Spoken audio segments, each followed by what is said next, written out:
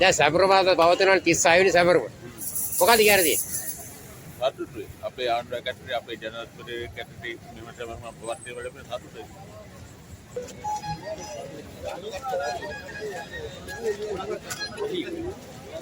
මේ පල්ලිකොට තලා පොඩ පල්ලිකොට තලා පොඩවා කොහොමද මේ සැරේ සැපරුම? සමහරව හොඳයි නේද? ඊතර මේ ආණ්ඩුවේ දෙවෙනි එක. ආණ්ඩුව පත් වුණාන් පස්සේ දෙවෙනි එක. ඊතර 36ක් සමරලා තියෙනවා. 36ක් සමරලා තියෙනවා. ඉතින් මොකද හිතෙන්නේ මේකත් එක්ක? ජීවිත සහෝදරයාගේ ප්‍රතිපත්තිත් එක්ක රට හොඳ තැනකට එන්න ඕනේ ඉස්සරහදී. එතකොට සහෝදරයාගේ තිබුණේ හොඳම මේ දැක්මක් සමාජවාදී කරා යන ගමනේදී මේක අවසානයක් වෙන්න ඕනේ බොහොම සියලු දෙනාටම සතුටක් එන ලෝකයක් රටක් හැදෙන්නා ඉස්සල්ලා. ඔව්. දැන් ඒක හැදීගෙන යනවනේ. ඔව් අනිවාර්යයෙන්. හරි. මේ අද අපේ සමරන නායකයා අපිට මගක් පෙන්නුවා.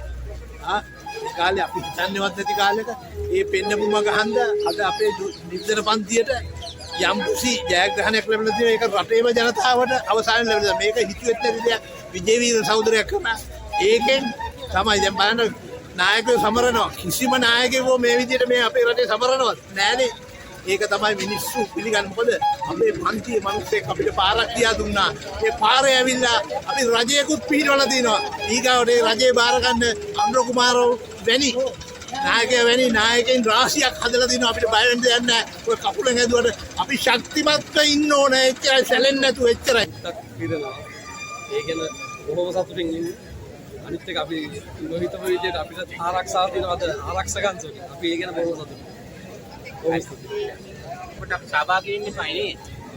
දැන් මේ ලැබිලා තියෙන්නේ ඉතිහාසයේ අපේ විරුවෝ ජීවිත පරිත්‍යාග කළා කරපු කැපිකිරීම් වල ප්‍රතිඵල තමයි මේ තියෙන්නේ. ඉතින් ඒක නිසා ඒ ඉතිහාසයේ අපේ ජීවිත පරිත්‍යාග කළා කැප කරලා ගොඩනගපු මේ දේශපාලන ව්‍යාපාරයට අපි අද සම්බන්ධ වෙන්නේ නැත්නම් අපි කවුද? අපි සම්බන්ධ වෙන්න ඕන. අපි ඒ සමරුමට එන්න ඕන. අපේ වීරයන් අපි සමරන්න ඕන.